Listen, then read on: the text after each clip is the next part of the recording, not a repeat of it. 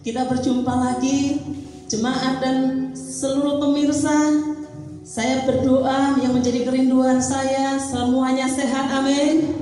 Pada pagi hari ini sama-sama di minggu yang 3 bulan Juli ini, kita bersyukur masih bisa bertemu di acara ibadah online di GKP PMDC Muntilan. Sama-sama saya mengajak saudara dan pemirsa untuk masuk dalam hadirat Tuhan. Siapkan hatimu, arahkan pikiranmu, fokuskan untuk menyembah Tuhan. Rasakan dan jamahan Tuhan melawat saudara dan saya pada pagi hari ini. Walaupun kita terbatas, tetapi kuasa dan roh Allah tidak bisa membatasi oleh setiap kita. Pagi hari ini, sama-sama kita mau menyembah Tuhan. Satukan setiap roh kami Bapa, satukan setiap hati kami Tuhan Yesus, supaya ketika kami menyembah Engkau, kami merasakan hadirat roh Allah yang luar biasa. Terima kasih Bapa, kami siap menyukakan hati Engkau dengan pujian penyembahan kami. Hikara pataka shikira takara. Engkau yang kudus, Engkau yang layak disembah.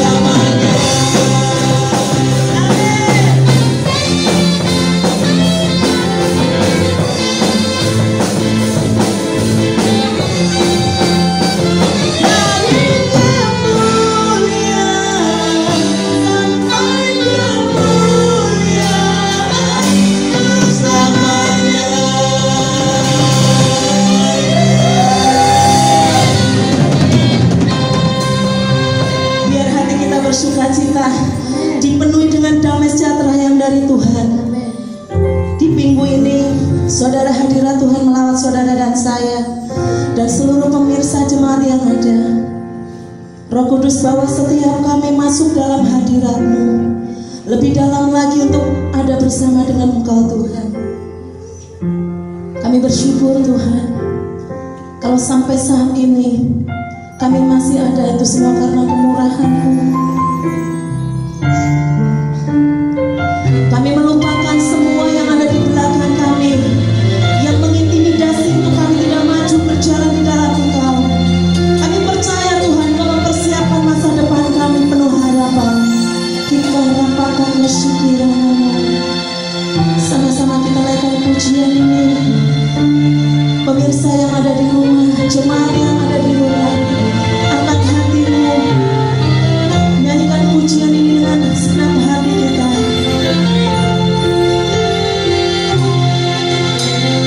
Ku melupakan yang di belakangku,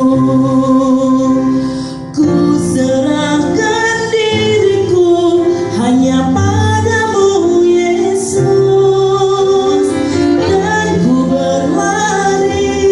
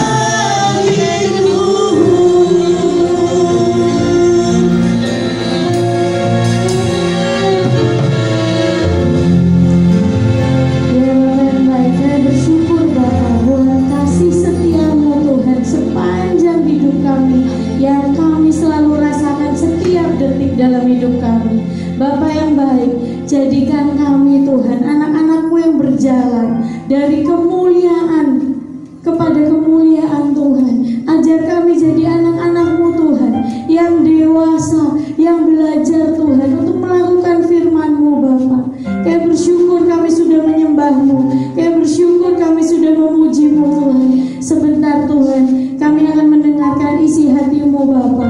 Tuhan, berbicara pada kami Tuhan, ubah hati kami Tuhan, supaya hidup kami berkenan di hadapan-Mu Bapa. Kami bersyukur buat saat ini, kami yakin Tuhan, Engkau Allah yang memberi yang terbaik buat kami. Di dalam nama Yesus kami berdoa. Haleluya. Amin.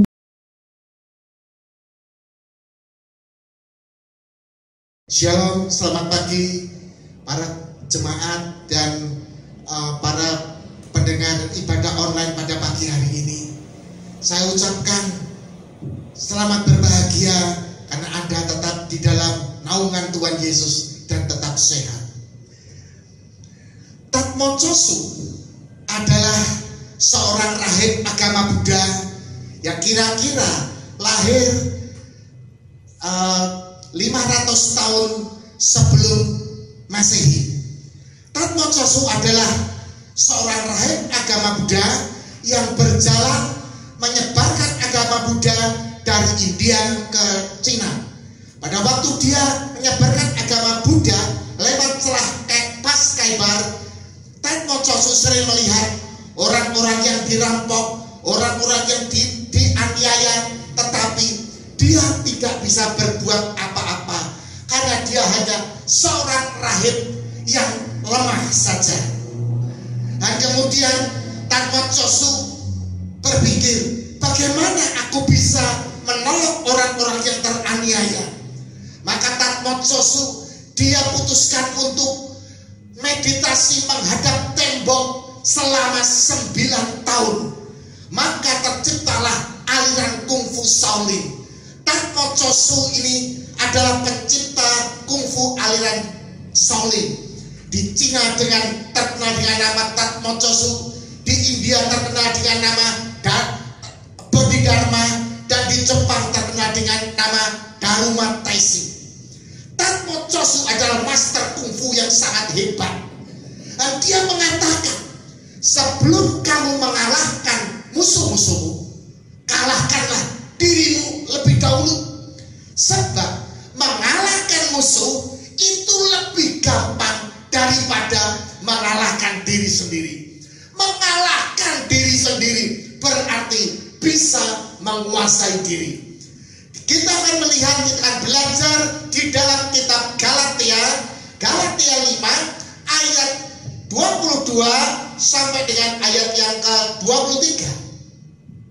Demikian firman Tuhan. Tetapi buah roh ialah kasih, sukacita, damai sejahtera, kesabaran, kemurahan, kebaikan, kesetiaan, kelemah lembutan, penguasaan diri. Tidak ada hukum yang menentang hal itu. Saudara, mengapa penguasaan diri ini ditaruh paling bawah? Karena semuanya itu, kasih, sukacita, damai sejahtera, kesabaran, kemurahan, kebaikan, kesetiaan, kelemah lembutan, tanpa penguasaan diri, semuanya itu tidak ada faedahnya. Karena dasarnya adalah penguasaan diri. Orang yang memiliki penguasaan diri adalah pemenang, karena memiliki semuanya yang di atas. Maksudnya kasih, sukacita, damai sejahtera itu semua adalah milik orang yang bisa menguasai diri. Dalam hal kebenaran, karena bisa, saya katakan orang yang demikian adalah orang yang hidup dalam kebenaran, karena bisa mengalahkan kedagingan atau hawa nafsu. Kita lihat 1 Yohanes 5 ayat yang kelima. 1 Yohanes 5 ayat yang kelima.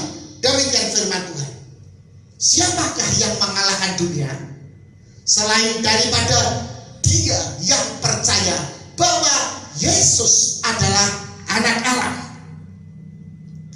Karena Yesus sudah mengalahkan dunia ini di kayu salib untuk kita semua. Tuhan Yesus menghendaki semua pengikut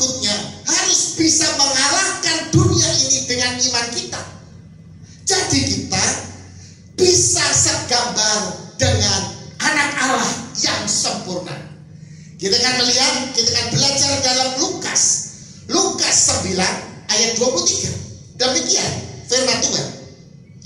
Katanya kepada mereka semua, setiap orang yang mau mengikut aku, ia harus menyangkal dirinya, memikul salibnya setiap hari, dan mengikut aku. Kalau kita lihat ayat ini, sungguh-sungguh tidak enak. Sungguh-sungguh tidak enak sama sekali. Banyak anak-anak Tuhan berpikir, ikut Tuhan itu enak, hidup diberkati, hidup nyaman, kaya, serba ada, atau mendapatkan kemewahan dunia. Ya atau tidak? Itu semua bagi Kristen-Kristen pemula. Banyak orang ke gereja tujuannya hanya untuk mencari berkat-berkat dunia ini saja. Hal itu salah besar. Tetapi setelah kita mulai dewasa rohani, Tuhan mulai mengkikis semua yang berbentuk kedagingan ini. Manusia daging diproses supaya menjadi manusia rohani. Dalam hal ini kita butuh proses, bukan protes. Ingat saudara, butuh proses, bukan protes. Dalam pemrosesan ini, seandainya boleh memilih, ya, saya pasti memilih untuk menghindari sebuah proses. Ini jujur saudara, saya katakan kalau boleh saya jangan diproses. Karena apa saudara? Karena proses dari Tuhan itu sangat-sangat menyakitkan dan sungguh tidak enak. Siapa orang yang ingin hidup sengsara? Pasti tidak ada. Kita lihat Roma 8 ayatnya yang ke-28. Roma 8 ayat yang ke-28. Kita tahu sekarang bahwa Allah turut bekerja dalam segala sesuatu untuk mendatangkan kebaikan bagi mereka yang mengasihi Dia, yaitu bagi mereka yang terpanggil sesuai dengan rencana Allah. Jadi Allah memproses kita sebenarnya bukannya Dia benci, tetapi karena untuk kebaikan kita semua. Supaya walaupun tidak enak, karena orang-orang yang diproses adalah orang-orang yang hidup dalam perencanaannya atau orang-orang pilihan. Banyak orang berkata, orang dunia ini kok lebih enak ya hidupnya daripada kita anak-anak Tuhan. Mereka nampak lebih kaya, lebih makmur, tetapi justru kita orang Kristen kok banyak sekali masalahnya. Jadi nampaknya Tuhan tidak adil. Itu kan? Kita belajar di dalam kitab Ibrani 12 ayat 6 dan sampai dengan ayat yang ke-8. Ibrani 12 ayat 6 mulai. Karena Tuhan menghajar orang yang dikasihinya. Perhatikan, karena Tuhan menghajar orang yang dikasihinya, dan Ia menyesal orang yang diakuinya sebagai anak. 7. Jika kamu, perhatikan, jika kamu harus menanggung ganjaran, Allah memperlakukan kamu seperti anak. Di manakah terdapat anak yang tidak dihajar oleh ayahnya? 8.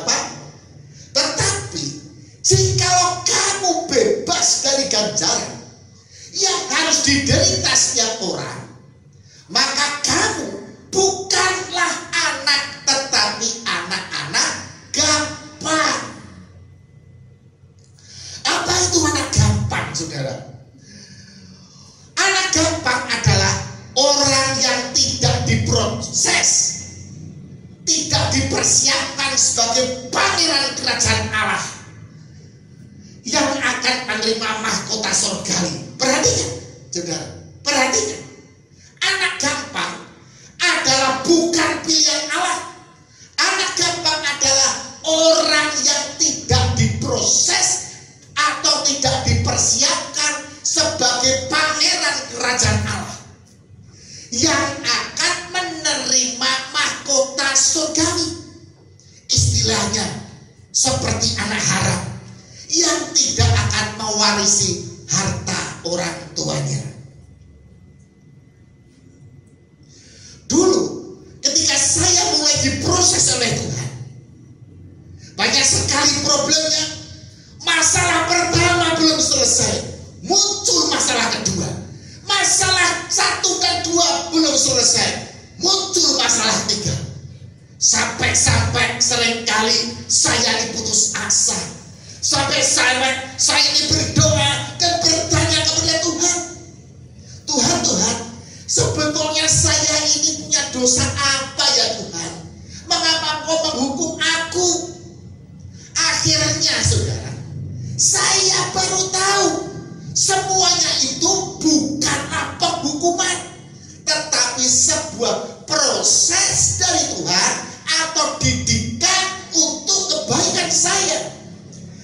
Baru saya mendapat jawaban dari firman Tuhan. Kita lihat Kisah Rasul.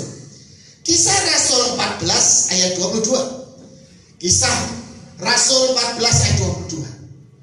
Di tempat itu mereka menguatkan hati murid-murid itu dan menasihati mereka supaya mereka bertekun di dalam iman. Nah, perhatikan saudara, saya baca lagi sekali lagi.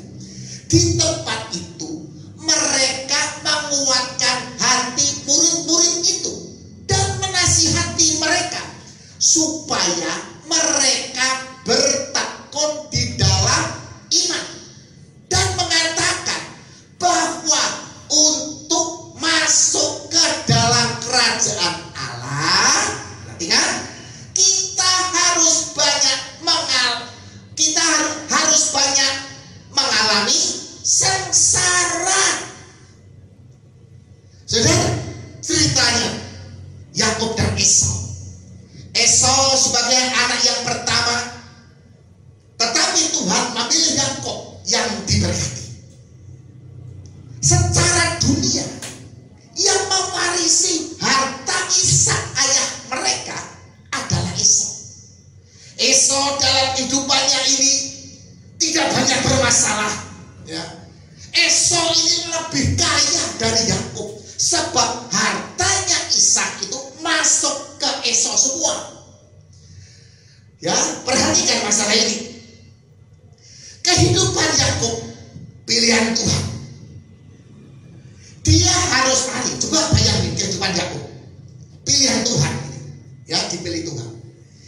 Yakub ini dia harus lari karena takut dibunuh oleh Esau kakaknya. Karena berkat-berkat dari Ishak itu diterima oleh Yakub dengan sebuah tipu muslihat. Maka Yakub pergi meninggalkan negaranya, pergi ke tempat pamannya Laban. Yakub harus bekerja dengan pamannya dan berkali-kali ditipu oleh si paman itu. Untuk mendapatkan Rahel, Yakub harus bekerja selama 7 tahun. Ketika dia menikah dengan istrinya, saudara, dia menikah, istrinya itu diganti kakaknya Rahel atau Lea. Bagaimana kira-kira Yakub? Dia enggak? Marah enggak? Pasti marah sekali, saudara. Nah, saudara, Laban ini, saudara, orang yang licik sekali. Dia katakan untuk mendapatkan Rahel adiknya, Yakub harus bekerja lagi selama berapa? 7 tahun lagi. Loh, bayangin. Ya saudara, harus bekerja 7 tahun lagi tanpa gaji, saudara. Dalam pembagian keuntungan juga, Yakub dicurangi sang paman ini. Peristiwa ini semua pasti membuat Yakub jengkel, marah. Semuanya ini adalah pembentukan penguasaan diri yang akhirnya bisa mengalahkan kedagingan. Orang yang bisa mengalahkan kedagingan, inilah yang disebut orang yang bisa mengalahkan dunia. Bukan mengalahkan dunia maksudnya. Mengalahkan dunia bukan berarti terus menjadi penguasa dan menjadi kaya raya, bisa membuat kita ini hidup nyaman di bumi. Tidak seperti itu. Tetapi saudara, ya, menjadi manusia rohani yang bisa menikmati berkat-berkat rohani di kerajaan Allah nantinya. Dalam mengalami proses ini, banyak kita protes sama Tuhan. Tetapi saudara perhatikan, ya, dalam proses banyak orang itu selalu protes sama Tuhan. Tuhan, aku sudah begini, Tuhan, aku sudah begitu. Saudara perhatikan, ya, jangan kau protes, tetapi ucapkanlah syukur, yang artinya kita menyerah pada didikan Tuhan. Semakin kita berteriak-teriak protes dengan Tuhan, prosesnya akan lebih lama lagi. Karena itu merupakan remedi yang harus diulang-ulang sampai lulus. Perlu Anda ketahui, untuk mengikuti Tuhan Yesus, kita bukan enak-enakan, tetapi banyak penderitaan karena perjuangan. Murid-murid Yesus tidak ada yang nyaman. Bahkan hampir semua mati syahid dalam penganiayaan. Hanya Yohanes saja yang mati sampai tua.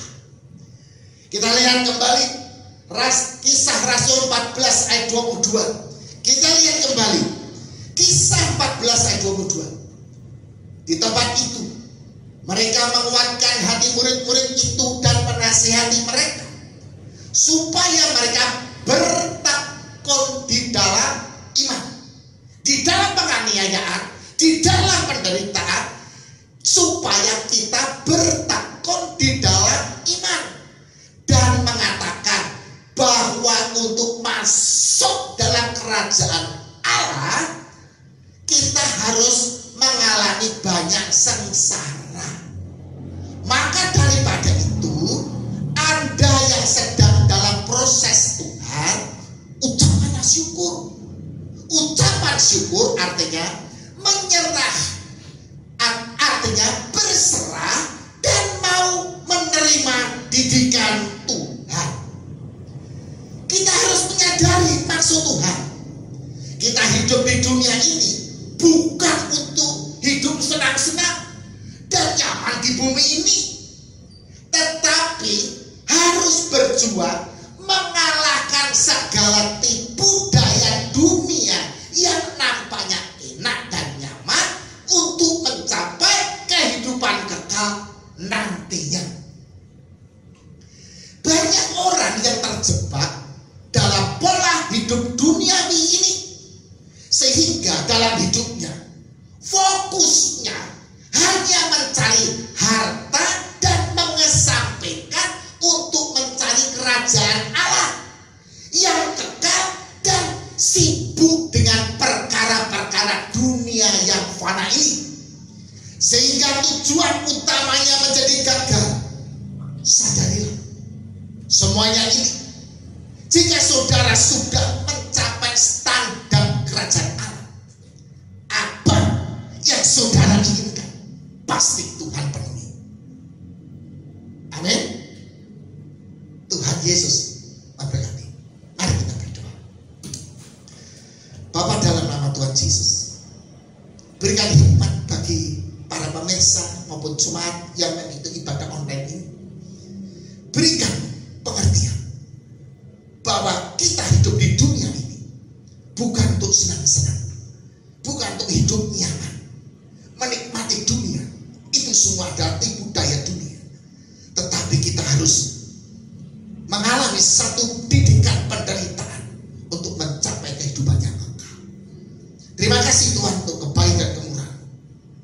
Sidang jemaat, angkat kedua tanganmu. Sidang jemaat, terimalah berkat rahmat dari Allah Bapa kita dan penebusan dari Tuhan kita Yesus Kristus. Dan biarlah kuasa Roh Kudus menaungimu, mengurapimu sampai selama-lamanya, sehingga engkau selalu hidup penuh keberuntungan karena engkau ada di dalam Kristus Yesus. Terima kasih Tuhan.